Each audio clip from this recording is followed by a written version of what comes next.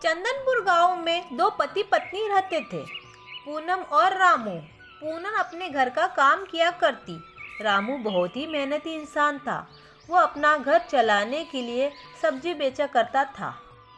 सब्जी ले लो, सब्जी ले लो, ताजी ताजी सब्जियां ले लो, हरी हरी सब्जियां ले लो भाई। इस तरह रामू गांव गांव में घूमकर सब्जियां बेचा करता था। अरे भाई रुको ज़रा, सब्जियां कैसी दी? भाई साहब 40 रुपये किलो टमाटर, 20 रुपये किलो मिर्ची है। बताइए आपको क्या चाहिए? अरे भाई यह तो बड़ी महंगी सब्जियां है। अरे भाई साहब एक बार आप मेरी सब्जियों से अपने घर में सब्जी बनाकर तो देखो, फिर आप हर बार मुझसे ही सब्जियां खरीदोगे। अच्छा भाई इतना बोल ही रहे हो तो 1 किलो टमाटर दे दो फिर। रामू उसे 1 किलो टमाटर दे देता है, वहाँ से पैसे लेकर चला जाता है। इस तरह रामू गांव गांव में जाकर अपनी सारी सब्जियां बेच देता है। रामू सब्जियां बेचकर अपने घर लौट ही रहा था, तभी अचानक से मौसम खराब हो जाता है। फिर जोर से तेज आंधी आने लगती है। हे भगवान, अचानक से ये मौसम कैसे खराब हो गया? मैं घर जल्दी चला जाता हूँ, नहीं तो मैं भीग जाऊंगा। फिर रामू जल्दी जल्दी अपनी घर की ओर चलने लग जाता है। तभी तेज बारिश शुरू हो जाती है, लेकिन रामू भीगता हुआ जल्दी से घर चला जाता है।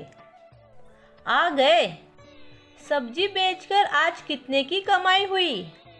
आप कल घर का राशन लेकर आना, क्योंकि घर में राशन का एक भी दाना नहीं है।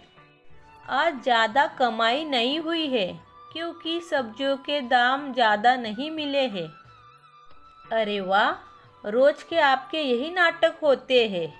रोज रोज भूखे रहकर मेरी ज़िंदगी बर्बाद हो गई है। भाग्यवान, मैं अपनी तरफ से पूरी मेहनत करता हूँ। तुम ऐसे गुस्सा मत करो। अरे तो मैं कब तक ऐसे भूखे रहकर ज़िंदगी निकालूं? मैंने तो आपसे शादी करके गलती ही कर दी है। यह सुनकर रामू बेचारा कुछ नहीं बोल पाता है। फिर दोनों ही सो जाते हैं, लेकिन रामू को नींद नहीं आती है और वह अपने मन में सोचता रहता है, हे भगवान, मैंने ऐसा क्या पाप किया था जो आप मुझे ऐसे दिन दिखा रहे हो? क्या करूं मैं, मुझे कुछ समझ में नहीं आ रहा है। ऊपर से आज बारिश भी जोरों से हो रही है। मुझे तो डर लग रहा है कहीं मेरी सब्जियों की फसल खराब न हो जाए। रामू ऐसे बोलते बोलते सो जाता है, लेकिन बारिश पूरी रात होती है। अगले दिन सुबह होने पर रामू जल्दी उठकर अपनी खेतों की ओर निकल जाता है और वहां जाकर देखता है उसके पूरे खेत में पूरा पानी भरा पड़ा होता है। उसकी सारी सब्जियों की फसल खराब हो जाती है। हे भगवान, आपने ये मेरे साथ क्या किया? मेरे कमाई का एक ही जरिया था, वो भी आपने मुझसे छीन लिया। पूनम को जब यह पता चलेगा तो वो मुझ पर बहुत ही गुस्सा होगी। वो शायद मुझे छोड़कर मायके चली जाएगी। नहीं नहीं, मैं ऐसा नहीं होने दूंगा। मैं आज ही शहर जाकर भैया से मदद मांगूंगा, वह ज़रूर मेरी कुछ ना कुछ मदद कर देंगे। ऐसा बोलकर रामू अपने खेत से सीधा शहर के लिए निकल जाता है। काफ़ी दूर तक चलने के बाद रामू थक जाता है और एक पेड़ के नीचे जाकर बैठ जाता है। भगवान, मैंने कभी किसी का बुरा नहीं किया, फिर आप मेरे साथ ऐसा क्यों कर रहे हो?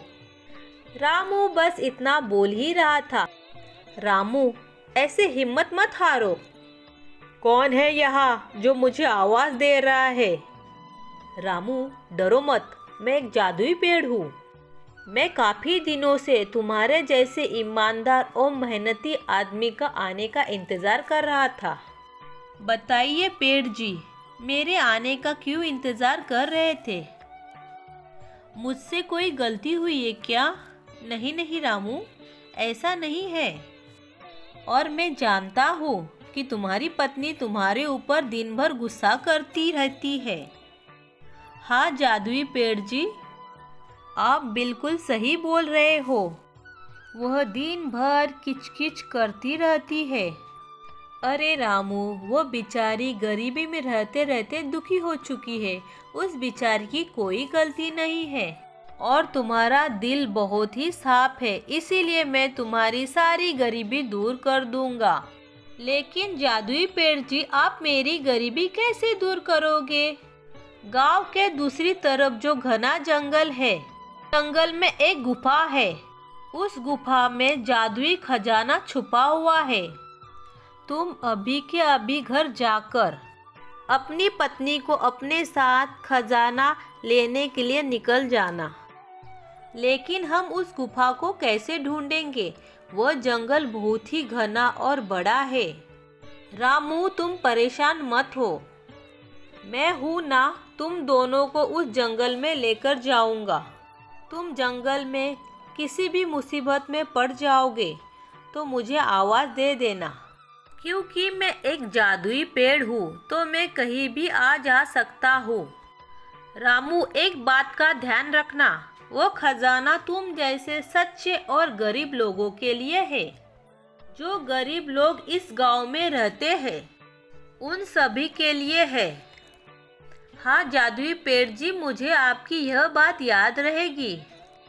तो रामू, तुम दोनों उस खजाने के पास जाने के लिए बिल्कुल भी देरी मत करो। तुम अभी जाओ, तुम अभी घर जाकर अपनी पत्नी को अपने साथ लेकर जाओ। रामू अपने घर जाता है और अपनी पत्नी को लेकर खजाने की तलाश में निकल जाता है। काफी देर चलने के बाद रामू की पत्नी बोलती है, अरे हम कितनी दूर तक चलते चलते जंगल में आ गए और कितना चलना पड़ेगा।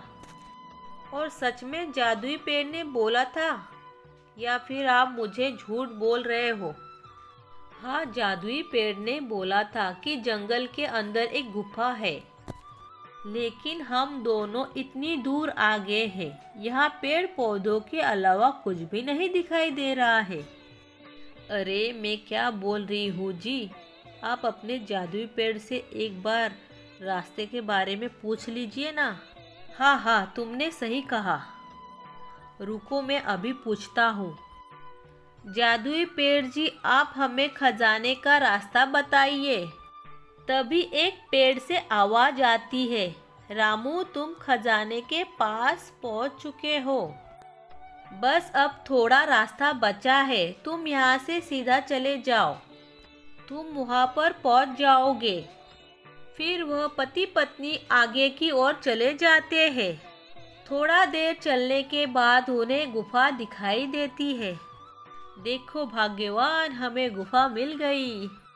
अरे इस गुफा के बाहर इतना बड़ा पत्थर रखा हुआ है, हम दोनों इस पत्थर को कैसे हटाएंगे? अरे इसे हटाने का तरीका भी उस जादुई पेड़ से पूछ लीजिए। आप एक बार पूछिए तो सही। जादुई पेड़ जी, हमें इस गुफा में जाने का रास्ता बताइए। इतना बोलते ही वह पत्थर अपनी जगह से अपने आप हट जाता है। फिर वह दोनों गुफा के अंदर चले जाते हैं। गुफा के अंदर जाने के बाद दोनों देखते हैं बहुत सारा धन होता है। रामू और रामू की पत्नी बहुत सारा धन अपने लिए ले लेते हैं। फिर दोनों गुफा से बाहर आ जाते हैं। सुनिए जी, हमने तो थोड़ा सा ही धन लिया है, इतने से धन से हमारी जिंदगी कैसे कटेगी? हमें और थोड़ा धन ले लेना चाहिए था। आप जादुई पेड़ से बोलकर इस गुफा का रास्ता बंद कर दीजिए। जब हमारे पास धन खत्म हो जाएगा, हम वापस आकर धन लेकर जाएंगे। नहीं भाग्यवान, यह धन सिर्फ हमारा नहीं है, यह धन ज़रूरतमंद इंसान के लिए है। हमारे जैसे बहुत लोगों को धन की आवश्यकता रहेगी, वो यहाँ आकर धन को ले जाएंगे। हमें अधिक लालच करने की ज़रूरत नहीं है। हमने जितना धन लिया है वो हमारे लिए पर्याप्त है। हाँ जी, आप ठीक कह रहे हैं। हमें अधिक लालच नहीं करना चाहिए। हमारे जैसे ज़रूरतमंद इंसान आएंगे और उस धन को लेकर जाएंगे। तभी वहाँ पर एक ऋषि प्रकट हो जाते हैं। तभी रामू पूछता है, आप कौन है? मैं तुम्हारी तरह यह धन लेने आया था। अधिक धन के लालच के कारण मैं इस गुफा में ही रह गया। जो भी इस धन को पूरा ले जाने का सोचता है तो वह इसी गुफा में बंद होकर रह जाता है। अगर आज तुम दोनों ने लालच किया होता तो तुम दोनों भी यहाँ बंदी बनकर रह जाते मेरी तरह। इतना धन देखने के बाद भी तुम्हारे अंदर लालच नहीं पैदा हुई, वरना तुम भी मेरी तरह यहाँ कैद हो जाते। फिर वह ऋषि वहाँ से गायब हो जाते हैं। सुनिए जी, आपने सही कहा। अगर मैंने अधिक लालच किया होता तो मैं आज यहाँ इस ऋषि मुनि की तरह बंदी बनकर रह जाती और मेरे कारण आप भी यहाँ बंदी हो जाते।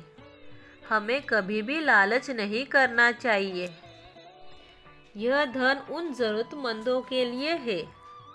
फिर रामू और रामू की पत्नी धन को लेकर अपने घर चले जाते हैं और खुशी खुशी अपना जीवन व्यतीत करते हैं।